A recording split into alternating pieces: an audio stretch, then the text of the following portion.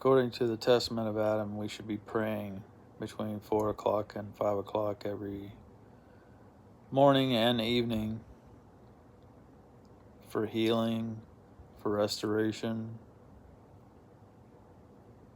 prayers for others, prayer for financial things, because that's a part of restoration.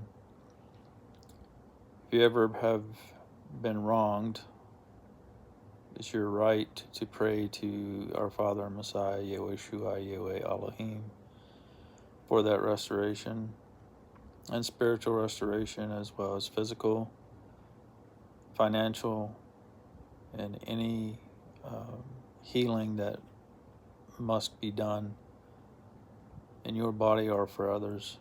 That's our time to pray and possibly even to receive. Yahweh bless you.